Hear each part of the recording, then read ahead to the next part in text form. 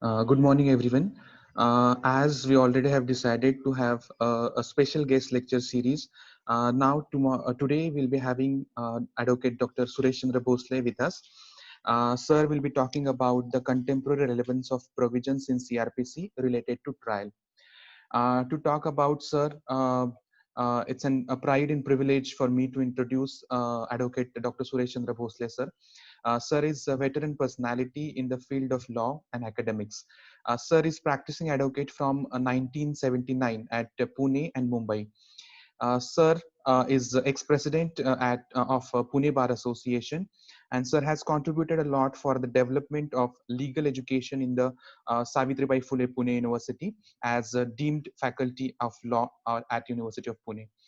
Sir also had chairman a statute committee and lapses committee. Sir had also held various positions as a member of General Council, National University of Juridical Science, Calcutta, member of Academic Council, National Law School, Gujarat, member of Legal Education Committee, Bar Council of India, president of Maharashtra Law Academy, Pune. In addition to this, sir has published various articles in national and international platform. Thank you, sir, for accepting our invitation. Sir will guide us on the topic contemporary relevance of provisions in CRPC related to trial. Over to you, sir. Good morning, friends. I am Advocate Dr. Suresh Chandra Bhosle, the former chairman of the Bar Council of Maharashtra and Goa. Today, we are discussing some topic of the Criminal Procedure Code 1973, that is, the kinds of trials under Chapter 18, 19, 20, and 21 of the Criminal Procedure Code. These trials, in short, are sessions trial, warrant trial, summons trial, and summary trial. Before we go to the procedure of every type of trial, we must know how charge sheet comes before that particular court. As we know, under section 154 of the Criminal Procedure Code, the FIR is expected to be lodged to the police inspector who is in charge of the police station within which jurisdiction the offence has taken place. Either the victim or some related person has to inform first in point of time to the police officer in charge of the police station. That complaint will be reduced into writing, signed by the maker, and thereafter, after receipt of the FIR, the offence will be registered. In charge of the police station is expected to investigate immediately the offence concerned. There are several offences, as we know, that the serious most offence is the offence of murder, attempt to murder, offence of rape, and other offences which are serious in nature. After completion of the investigation, the police officer used to file a charge sheet before the Court of Judicial Magistrate First Class of the local jurisdiction. And before the trial comes before that particular court, the important stage under section 209 of CRPC is committal proceeding. The trial has to be committed if the offence is to be tried as per Schedule 1 of the Criminal Procedure Code by the Court of Sessions. Then the trial has to be committed by magistrate to the Sessions Court by writing an order. Since the offence is triable by the Court of Sessions, this particular case is committed to the Sessions Court, and after committal, the Sessions Court has to see at the first point of time whether the compliance under section 207, that is, supply of copy of the charge sheet and pieces of documentary evidence collected by the police are supplied to the suspected accused. On compliance of this particular provision, after supply of the copy of the charge sheet to the suspected accused, the session judge will proceed further. The next step of the trial is that he has to call upon the defense this particular charge sheet, whether you have received or not, and on receipt of the charge sheet, the trial will be proceeded further. Before discharge, before framing of the charge, the judge has to ask the suspected accused that whether he wants to file an application for discharge. Before that, the duty of the prosecution is to open the trial. Under section 226 of the Criminal Procedure Code, the trial has to be open. After opening of the trial means summarily stated by the prosecutor to the court that what is the charge level against this particular suspected accused by the police. Then in that case, after opening of the trial, the defense will come to know that how much witnesses are going to be examined by the prosecution, what will be the stand of the prosecution. Then in that case, the suspected accused person may decide whether to file or not to file an application for discharge. That will be the first stage. Some of the offences, along with the main offence, likely to be, after hearing both the sides, likely to be dispensed with, or the suspected accused will be at that stage will be discharged from those miscellaneous offences, and the main offence may possibly likely to be proceeded further by the session judge.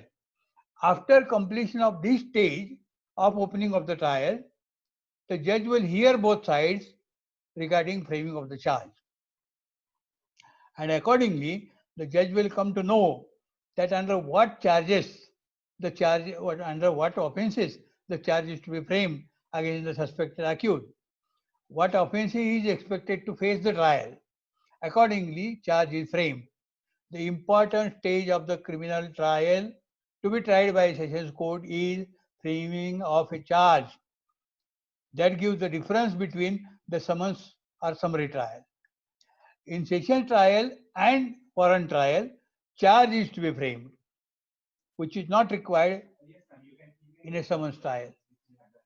So after framing of the charge, after supply of the copy of the charge sheet, the court may call upon both sides under section 294 of the Criminal Procedure Code whether the prosecution and defense would like to file certain piece of evidence in addition to charge sheet in support of their case.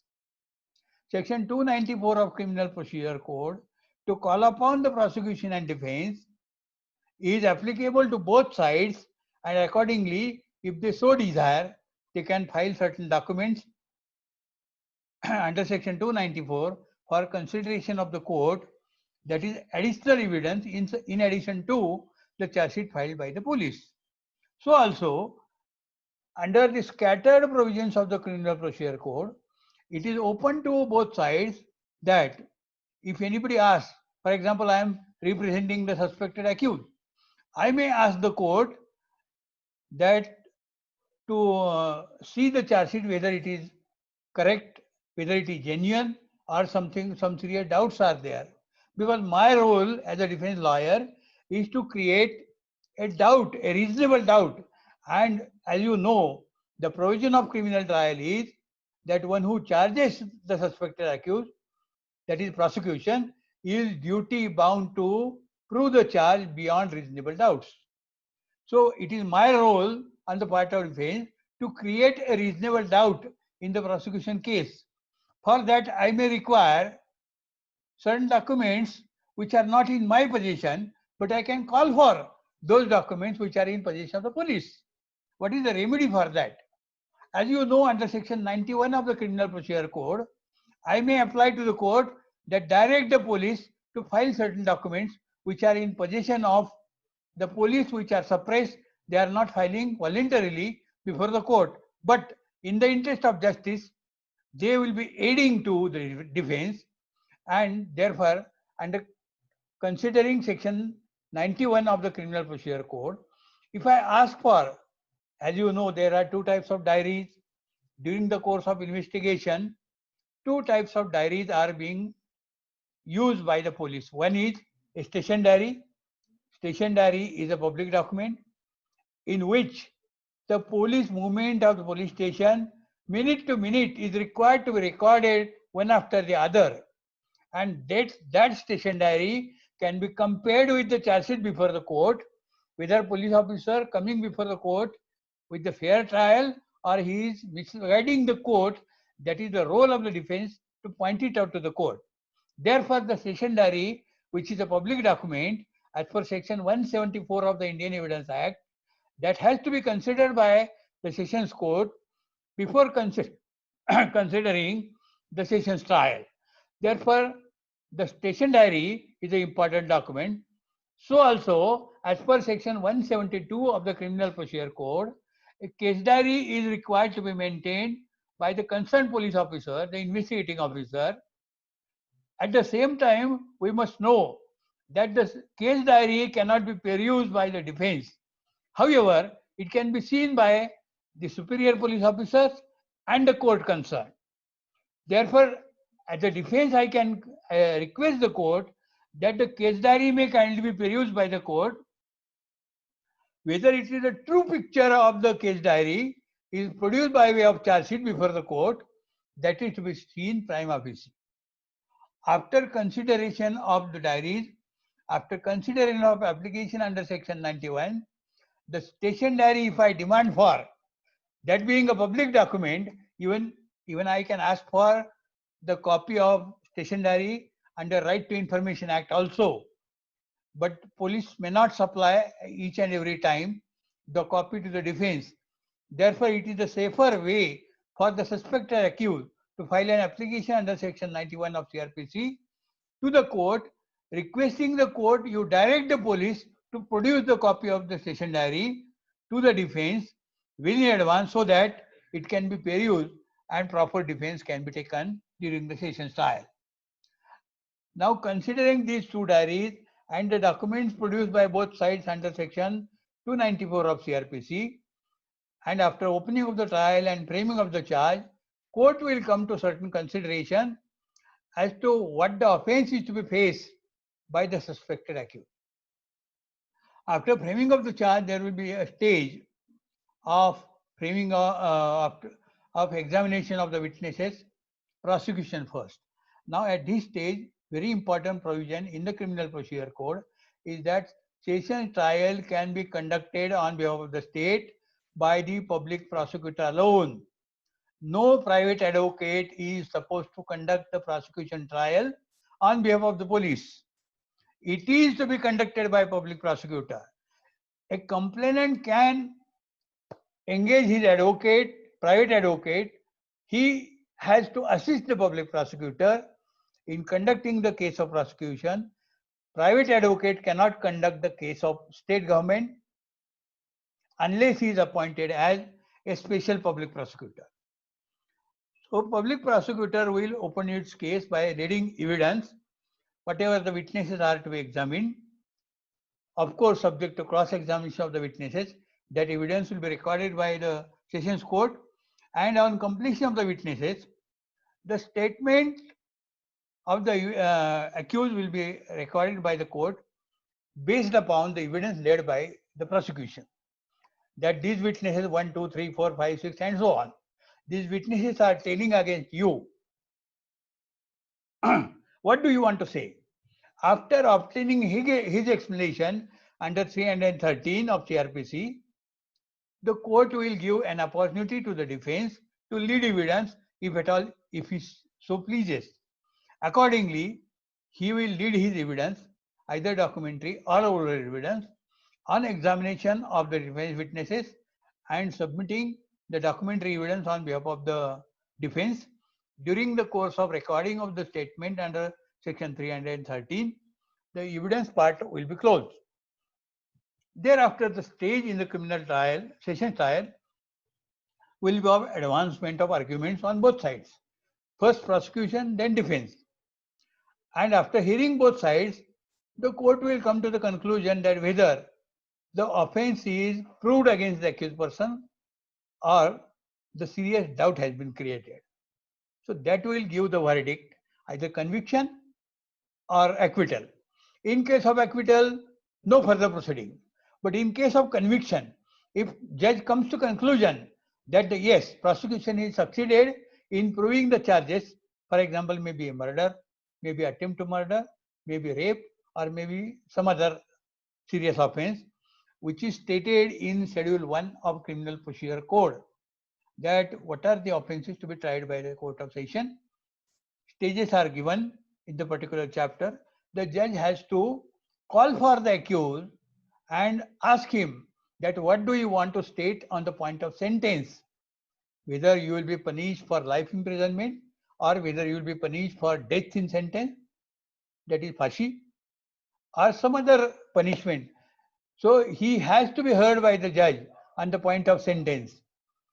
After considering both sides, all pleading, all arguments, the judge will finally disclose his judgment, what he has come to the conclusion, and accordingly the session trial will be over. At the same style, the cases of the warrant cases.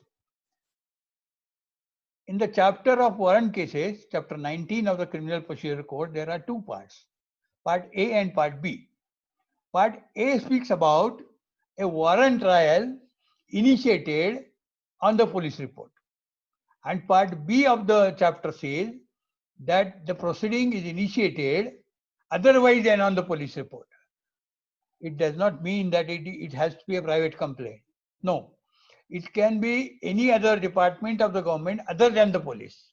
Because what the chapter says, part A of chapter 19 of the Criminal Procedure Code says that case instituted on the police report.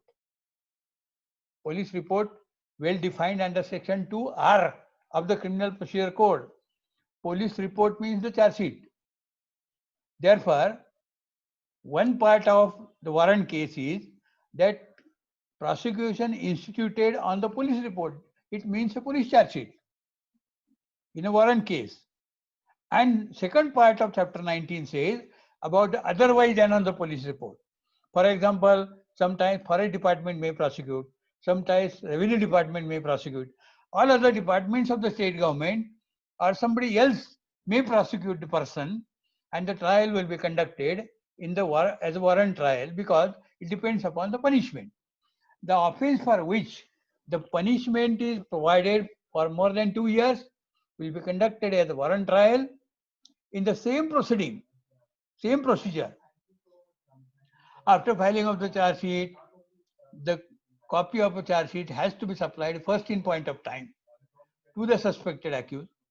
On receipt of that particular charge sheet instituted by the police on the police report, the judge, before proceeding to frame the charge, will call upon the defense whether he has to apply for discharge, and if the suspected accused person files an application under section 239 for the discharge, court has to hear both sides on that particular point, whether any particular offense or all offenses, or he has to be discharged from entire case.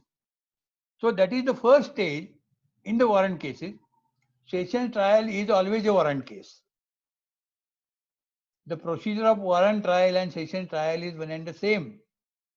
Only difference is that the session trial is tried for very serious offenses like murder and all other cases, as I stated earlier. So warrant case, only difference is of a punishment. In a warrant, every warrant case there is no death sentence or life imprisonment. Quantum of punishment differs from session trial to warrant trial.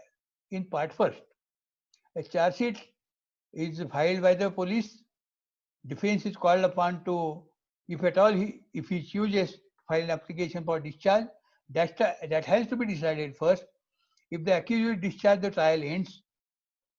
After charge is framed, on consideration of the submissions of both parties, the charge will be framed and defense will be called upon to face the trial.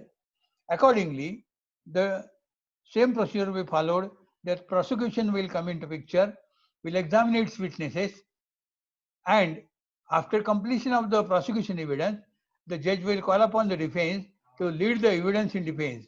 If at all, if he has to examine certain witnesses, that will be allowed, and after completion of the oral evidence, both parties will be asked to argue the case based upon the case instituted by police and evidence recorded by both parties. After hearing the judgment, arguments, the judge will decide the judgment, what is to be given, of course subject to the quantum of sentence supposed to be granted by a judicial magistrate, first class. And in part B of chapter 19, the case instituted otherwise than on the police report, in that case, the judge will call upon the party besides the police, one who has filed the complaint before the court, whether every procedure has been followed. That is, before issuing notice to the defense, whether the complaint has to lodge, record its evidence. After considering the evidence, if the court is satisfied that yes, summons has to be issued or warrant has to be issued, it is within the discretion of the judicial magistrate first class. He will issue either summons or warrant to the suspected accused, and he will be called upon to the court. He will be heard on the point of charge, and after considering the point of discharge under section 239, the evidence will be proceeded further. After recording the evidence of both sides, the prosecution and the defense, they will examine their witnesses. They will be allowed to lead their evidence by way of documents. And after considering the oral evidence as well as the documentary evidence, the judge will hear both sides by way of arguments, either oral or in writing. That is the choice of the party. And after hearing both sides on the particular point of charge, court will hear both sides and will decide the case. So in both parts, only difference is that in part A, the case is instituted by police, and in part B, it is a warrant trial, but instituted otherwise than on the police. Procedure will be one and the same, and conclusion will be one and the same. So it is for the judge to decide whether the offence charged is proved or not. But at every time, it has to be remembered that once the person is charged with a certain offence, it has to be proved as a principle of the criminal trial beyond reasonable doubt. The doubt has to be reasonable, not fanciful. Every doubt is not reasonable doubt. So it is the role of the defense to raise the reasonable doubt before the court, so that court has to think about that whether the charge made by the complainant or the police can be genuine or not. And on that basis, because duty of the prosecution is to prove the charge beyond all reasonable doubts, not fanciful or reasonable doubts. And thereupon, if the prosecution succeeds, the trial will end in conviction. If the judge feels that it is reasonable and prosecution has failed to prove the charge beyond reasonable doubt, judge has to acquit the accused. Mind well, in every trial, the accused, though it is called as an accused in a routine manner in the court, he is a suspected accused till he is held guilty by the final competent court. Therefore, warrant trial and session trial, the procedure is one and the same, subject to the nature of crime, the procedure, and the sentence. The difference between sentence and the gravity of the offence. And therefore, as per Schedule 1 of the Criminal Procedure Code, when legislature says that offence of murder, though it is a warrant trial, has to be conducted by a sessions judge being a senior in the district, that will be tried by the sessions court, and the magistrate has to commit that case. When schedule says that this particular offence is to be tried by the court of sessions, it has to be committed to the sessions court. Directly charge sheet from the police cannot be accepted by the sessions court, and he cannot proceed with the trial unless the case is committed to the court of sessions. Therefore, committal is an important stage. Before that, supply of copies of documents and the charge sheet to the suspected accused by the prosecution is also mandatory stage. After committal of the trial, framing of the charge, and before framing of the charge, giving an opportunity to the both sides that whether charge is to be framed as alleged by police is to be considered by the court by applying his judicial mind to the charges. See, every stage of the trial is very important from the viewpoint of the provisions of Indian Penal Code, that is the ingredients, whether they can meet out the evidence laid by the prosecution and brought before the court, considering all factors together, the judge has to consider whether which charge is to be framed. Suppose if the several charges are framed against a person, he has committed murder while entering into somebody's home, that is a house trespass. He has committed theft, offense of theft is there. He has concealed a weapon used for commission of the offense, and he has destroyed that particular weapon. Section 201 of IPC will come into picture. Additional charge will be framed. So every charge has to be considered by the judge minutely before framing of the charge, before giving an opportunity to the defense for filing an application for discharge after hearing both sides, and when the charge is framed, the trial will proceed. In session trial and in warrant trial, the proceeding will be one and the same. Now the third case type of the case is, what is the third trial? Is a summons trial. Now what is the difference between warrant trial and summons trial? Only basic difference is that in a warrant trial, charge has to be framed by the magistrate, and in summons case, though it is to be tried by the same magistrate, he has to record the plea. What is plea? Plea means the judge is expected to ask the suspected accused that this is the charge made against you, that you have committed this particular offense. Do you agree with this? Do you plead guilty? If he says yes, on the guilty plea, the judge will proceed to punish that particular accused. And if he denies that I do not agree with this allegation, then the summons trial will be proceeded further. In summons trial, why it is summons trial? Because it has a lesser punishment, and no charge is required to be framed. Only guilty plea or non-guilty plea. If he pleads non-guilty plea, the trial will proceed further for recording of evidence. Evidence will be recorded.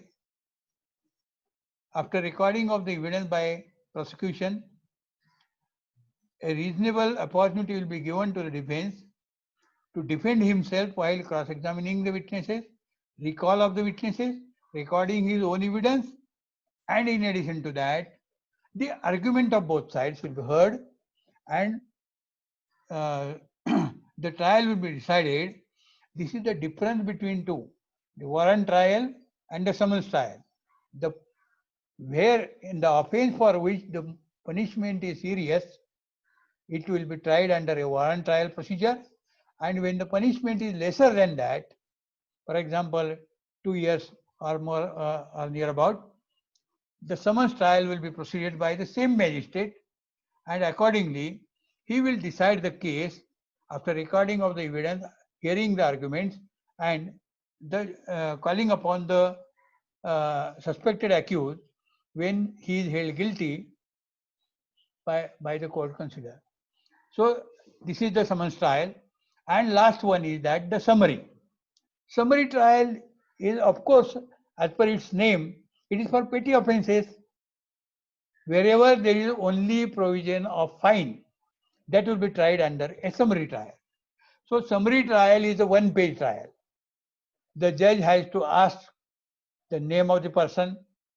For example, a theft worth rupees 1,000, or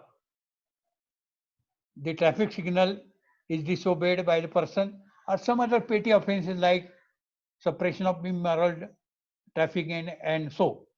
In that case, when there is only provision of fine, or where the offences, the wording is used by the legislature, a magistrate may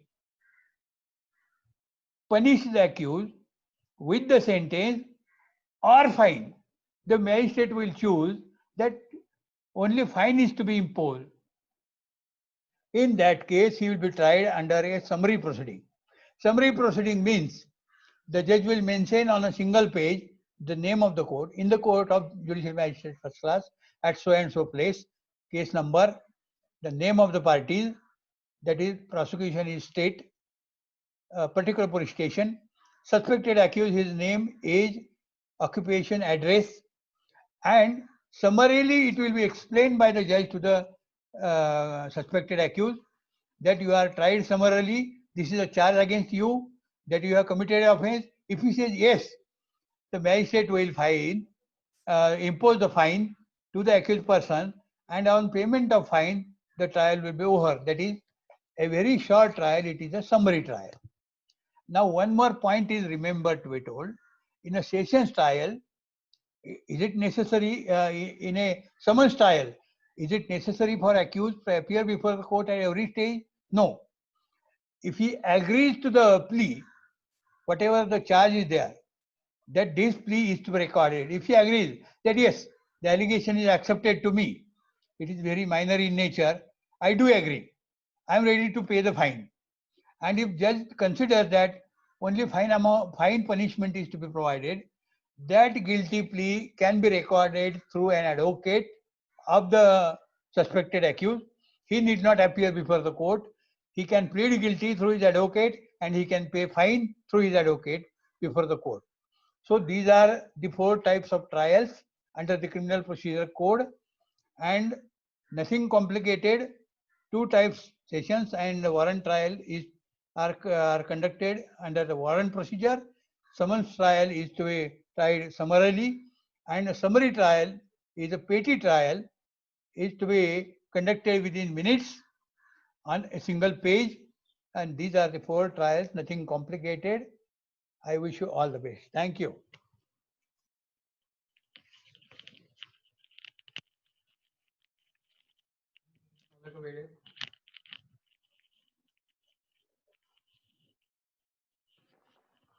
Yes, thank you, sir. Thank you so much. Thank you for enlightening the students on the topic of contemporary relevance of provision in CRPC related to trial. This is the topic of prime importance in practicing law, and we got such an eminent personality.